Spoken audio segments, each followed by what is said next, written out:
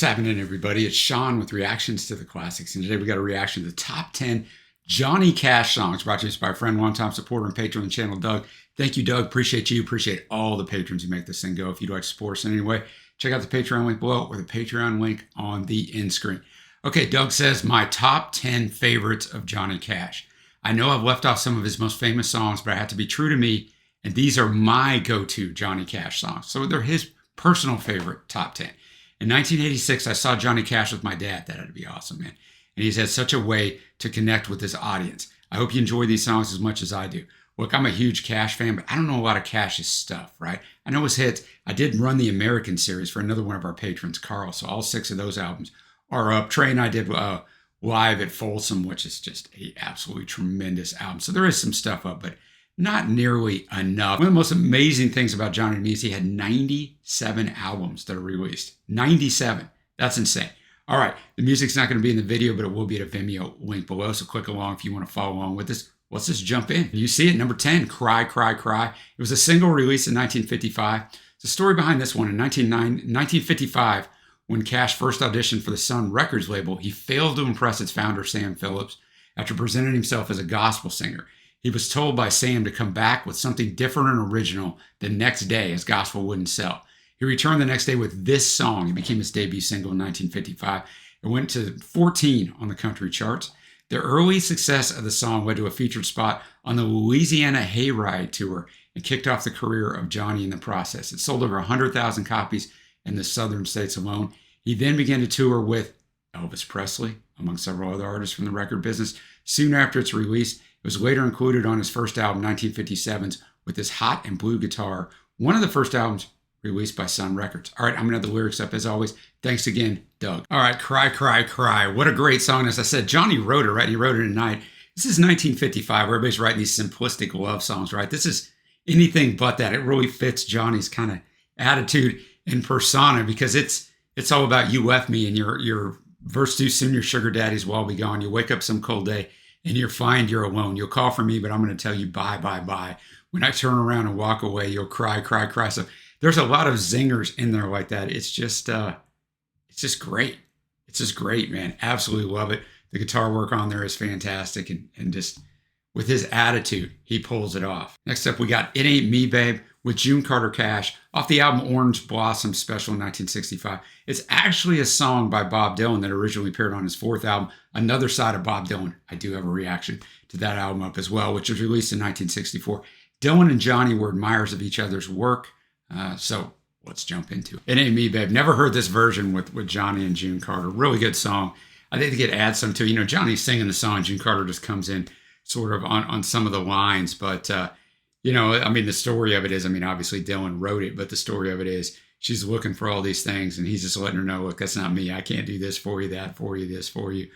So obviously a pessimistic song as well, but really liked it and liked the arrangement on it. Next up at number 8, also with June Carter Cash, we got the famous Jackson from Carrying On with Johnny Cash and June Carter in 1967. It was written in 1963 by Billy Ed Wheeler and is best known for this 1967 release. Reached number 2 on the Billboard Country Singles charts. It's about a married couple who find that the fire has gone out of their relationship. All right, Jackson, great synergy there between June and Johnny on this one. She really gets into it, gets her own verses on this one. You know, basically, they got married. They were really on fire for each other. Now, Johnny's going to go down there and teach these women what they don't know, and June's just basically telling him that they're going to eat you up and you're a clown. He's bragging and she's telling him, no, you're not. So that's kind of the idea of the song, but you can feel the synergy and energy between them. Number 7, we got One Piece at a Time. It's off the album One Piece at a Time in 1976. It's a country novelty song written by Wayne Kemp and recorded by Johnny in the Tennessee 3 in 1976. It was the last song performed by Johnny to reach number 1 on the Billboard Hot Singles chart, and the last of Cash's songs to reach the Billboard Hot 100, which it peaked at number 29, went to 32 in the UK. The name of the rockabilly subgenre, psychobilly, came from a lyric in this song, so listen for it. All right, One Piece at a Time. What an epic story. It drew me in from the start. He's on the GM assembly line making Cadillacs. He wants one. He knows he can never form it. So he comes up, devises his plan to steal one piece at a time with that Cadillac. So that's what it's about. And so it talks about the stuff he can fit in his lunchbox, which seems to be a lot. But then he sneaks the rest of it out in his in one of his coworkers' mobile homes. But whenever they try to put it all together, it's pieces from different years, decades have passed. So they're trying to put it all together into, so he has three head wife. It just doesn't one fan.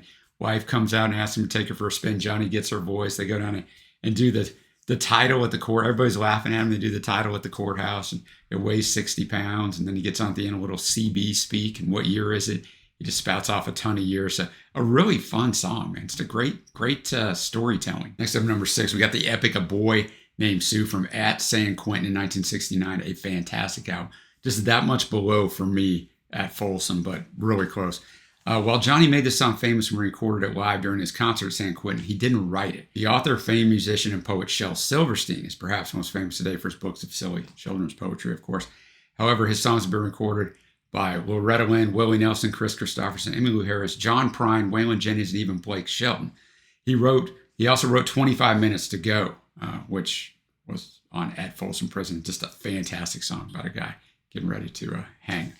It's Cash's biggest hit, number 2 in the U.S., his only top 10, and held out of the top spot, if you're wondering, by Honky Tonk Women by the great Rolling Stones. Went to number 4 in the UK. The term SOB, I won't say it just because YouTube will pick up on the profanity. In the line, I'm the SOB that named you Sue, was bleeped out in Johnny's version, both on the single and on the album. And the final line was edited to remove the word, I could probably say that, damn. In his autobiography, Cash wrote that he had just received the song and only read over it a couple of times. It was included in that concert to try it out. He did not know the words, and on the film recording, he can be seen regularly referring to a piece of paper because he was singing it off the paper. He was surprised at how well the song went over with the audience. The rough, spontaneous performance with sparse accompaniment was included on the album that we're going to listen to, ultimately becoming one of his biggest hits. According to Cash biographer Robert Hilburn, neither the British TV crew filming the concert nor his band knew he planned to sing the song. He used a lyric sheet on stage while Carl Perkins, and the band improvised the backing on the spot, which makes it even more amazing, right, when we're diving into it. A Boy Named Sue, just a classic, right? And the story goes, the dad names him Sue. He leaves. He tracks down the dad years and years later. He's going to kill him. They're in this bar. They're fighting. And his dad shares with him the wisdom that, look, man, I knew I wasn't going to be around, so to make you tough, I had to name you Sue so you'd be tough. And then his son finally got it, although he tells us at the end he's definitely not going to name his son Sue. So just a fantastic song. Get to the top half of this list. Number 5, Daddy Sang Bass from the Holy Land in 1969, written by Carl Perkins with lines from the chorus of Will the Circle Be Unbroken, and of course recorded by Johnny. Lead single, and was his 61st release on the country chart, going to number 1 on the country chart for 6 weeks. According to Johnny's book, The Man in Black, he overcame his amphetamine addiction by finding God, and then helped his friend and frequent tour mate, Carl Perkins, to overcome his alcoholism. Feeling inspired, Perkins wrote this song in 1967. Johnny says the line, "Me and little brother will join right in there," was written about Cash's brother Jack, who died when they were boys. In the song, the line is sung by Don Reed and Lou DeWitt of the Statler Brothers, who are uncredited on the record, as is Jan Howard, who sang the line "Mama Sang Tenor," also in the song's chorus. Her part is frequently incorrectly credited to June Carter, who would sing the line in concert with Johnny. Daddy Sang Bass, what a great little song, right? Just, his brother's gone, his parents are gone. He's going to rejoin him in the sky, right? So he's saying, someday in heaven, I'll see you soon. You definitely can tell if you know the Statler Brothers. That's the Statler Brothers, and then with that just deep baritone. But nice little catchy song, but really, really well written by Carl Perkins. Next up at number 4, I've Been Everywhere from Unchained in 1996, a song I'm very familiar with. It's written in 1959 by Australian songwriter Jeff Mack using Australian place names. It's later adapted using North and South American place names by Hank Snow in 1962.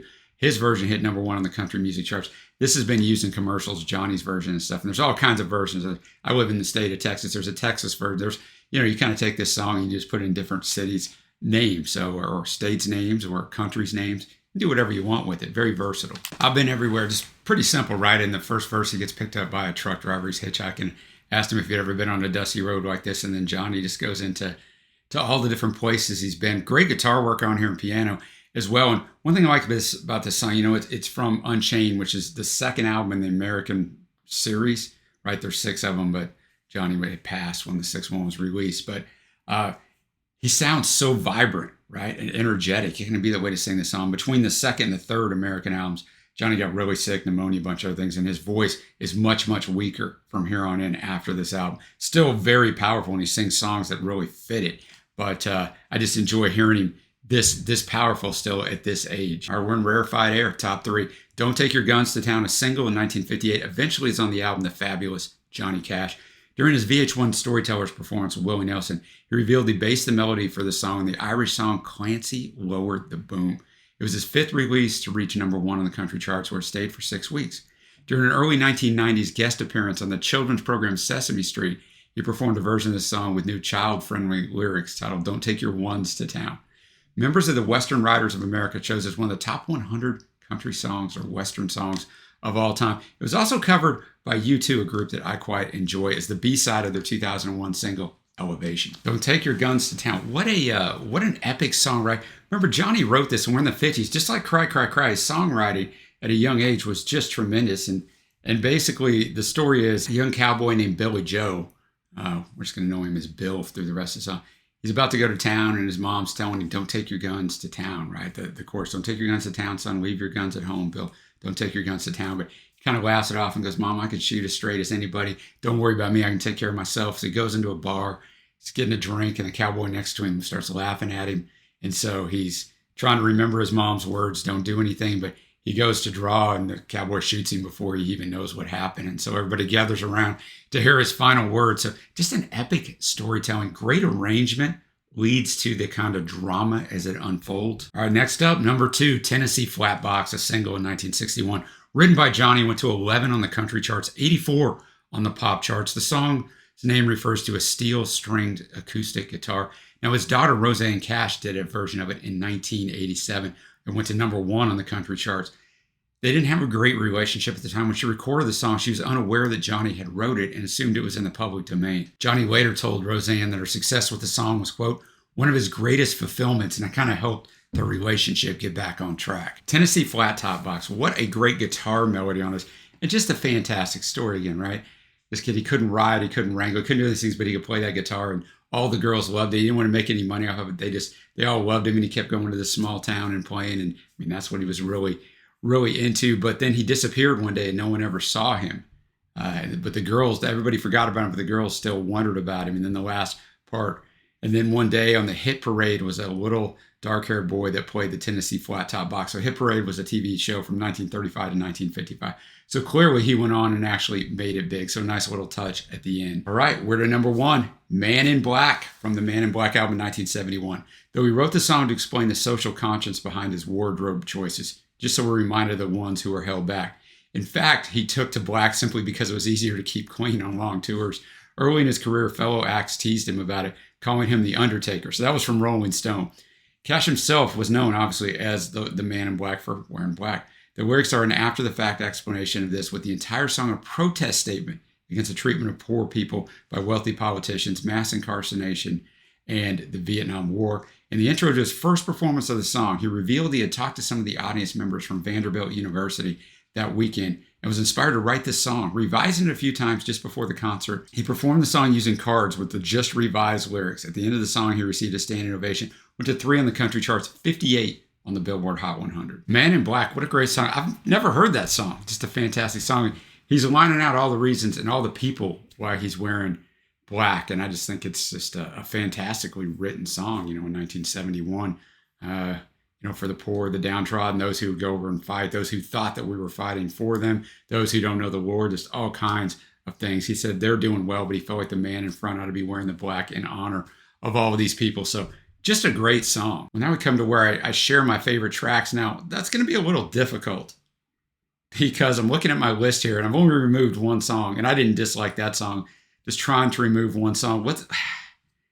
This is hard, man. Let's go honorable mention, Cry, Cry, Cry, One Piece at a Time, A Boy Named Sue, Jackson. Let's just throw them in there. Daddy sang bass. Faves are going to be the last 4. I've Been Everywhere, Don't Take Your Guns to Town, Tennessee Flatbox, and Man in Black. I mean, I like this whole list. When you're picking out top 10 of an artist like Johnny, you're going to like every song usually. Now, I know some of his famous songs aren't in here. Remember what Doug said at the start. These are his favorites. He's got to stay true to himself. And no matter what kind of list you make here, people are going to be outraged that this song isn't on there, that song isn't on there, man. It's tough. So share with me what's your favorite songs on here. What are your favorite songs overall, the Johnny, that maybe weren't included on here? But like I said, it's tough to put one of these lists together. Thanks to Doug for curating this. These things are not easy to put together. Until next time, guys, I will see you.